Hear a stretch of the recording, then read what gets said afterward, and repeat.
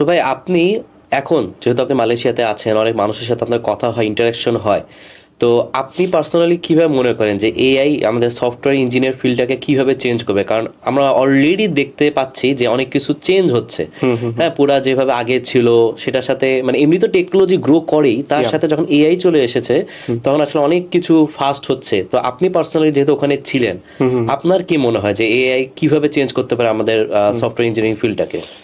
Malaysia আর Bangladesh I would say the field is very similar, যেখানে তারাও যে খুব ফাস্ট এআই এর ইউজ করছে এরকম না। আচ্ছা।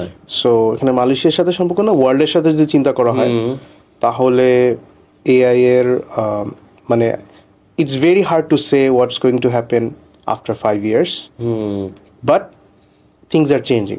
That is the biggest thing. মানে হুম ধরো তোমার মানে আগের ক্ষেত্র যখন কেউ চিন্তা করছে যে ঠিক আছে আমি এখন স্প্রেডশিট এক্সেল ইউজ করতেছি, হুম বাট তারপর আমি ছোট একটা এক্সাম্পল দিচ্ছি, তারপর আবার সেটা হয়ে গেল মানে তখন ছিল সব লোকাল, পরে আবার ক্লাউড হয়ে গেছে, এখন ক্লাউড ছাড়া চিন্তাই করা যায় না। এক্স্যাক্টলি। এক্সেলের ক্ষেত্রেও কিন্তু স্প্রেডশিট এখন চলে আসছে। হুম তো সেখান থেকে একটা মার্কেট বা অন্য সবকিছু চেঞ্জ হয়ে গেছে। তো ঠিক তেমন এখানেও মানে নর্মাল জিনিসটা আর থাকবে না, থাকবে না। স্পেশাল কিছু আসবে। আমি মনে করি না যে ইঞ্জিনিয়ার বা টেক ফিল্ডের সাথে যারাই ইনভলভ তারা চলে যাবে, হুম বাট আরো চ্যালেঞ্জিং হবে because lot will be expected out of them.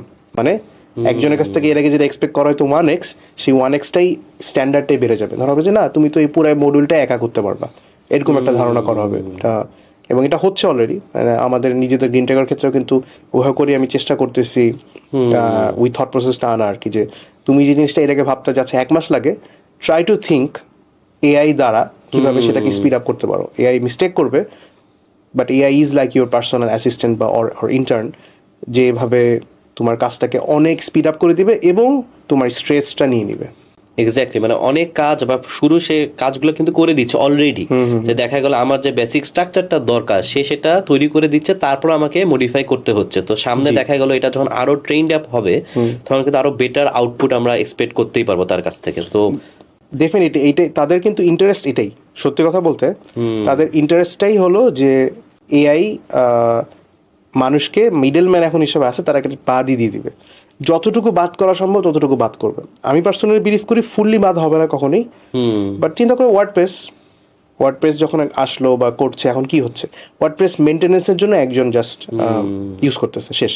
হয়তো বা ওয়ার্ডপ্রেসের একই জিনিস যদি আমরা আমাদের কোডেও লিখতে চাই, এটা তো অনেক সময় লাগবে, 6 মাসের চেয়ে বেশি সময় লাগবে। তো সেটার ইউজ কেস তো আর থাকলো না। কেউ আর এখন ওয়ার্ডপ্রেসের 15, 20, 50 ডলার দিয়ে যে জিনিসটা করতে পারতেছে, অন্য জায়গায় আর তারা সেটা ইউজ করবে না। তো ঠিক তেমন এআইয়ের ক্ষেত্রেও হবে। এবং ভার্সেলের সিইও সে একটা সফটওয়্যার বানাইছে ভিও, অত আচ্ছা V0। তো সেখানে এখন সেটা হেল্প করতেছে ডেভেলপারদেরকে। ডেভেলপার বলতে পারে যে আচ্ছা আমাকে এমন একটা পোমোডোরো অ্যাপ বানায় দাও, এবং তারা খুব ভালো করে সুন্দর করে মাল্টি ফাইল ভাগ করে বানায় দিচ্ছে, যেটা জেনারেলি ক্লড বা চ্যাট জিপিটি ইউজ মানে করে না। তার ইচ্ছা যে এই যে ডাটা সে নিচ্ছে ফ্রি দিচ্ছে, এটা দিয়ে সে মিডল ম্যানটাও নিয়ে যাবে, পরে একটা সাধারণ মানুষ বলবে যে আমাকে একটা এরকম একটা অ্যাপ বানায় দাও, এবং সেটা এত সুন্দর করে হবে যে তার আর ওই ডেভেলপারটাও লাগবে না। তো আমি বিশ্বাস করি তবে যে বাংলাদেশে আসতে সময় লাগবে, আমেরিকাতে এই mindset change is already happening. Salesforce বলছে এই বছর তারা আর কোনো নতুন ইঞ্জিনিয়ার্স নিবে না, তাদের নতুন একটা সফটওয়্যার আসতেছে Agentforce. Salesforce is like a CRM, it's a very big CRM company, যেখানে মানে যত সেলস অর্ডার্স থেকে শুরু করে কাস্টমার রিলেশনশিপের যা জিনিস লাগে, B2C B2B সবকিছু, it's almost every big company just like AWS use করে ক্লাউডের ক্ষেত্রে, তাদের অলমোস্ট সাডেনলি সেলফোর্স ইউজ করতে হয়। তো তারাই বলতেছে যে তাদের নতুন একটা সফটওয়্যার আসতেছে, মানে আসছে অলরেডি, এজেন্ট ফোর্স।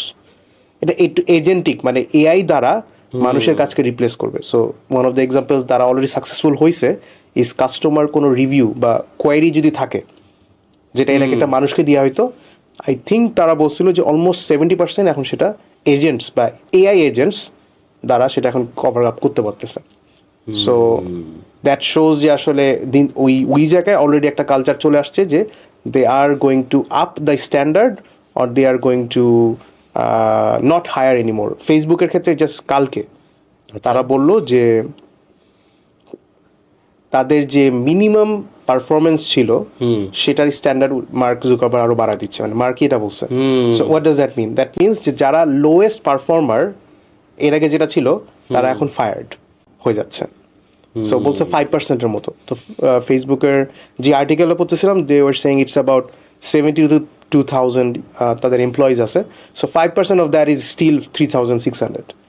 এই 3,600 কিন্তু মানে লোয়েস্ট অফ দ্য লো ছিল, তাও তারা ছিল, সে কিন্তু সেটা বাদ দিয়ে দিল।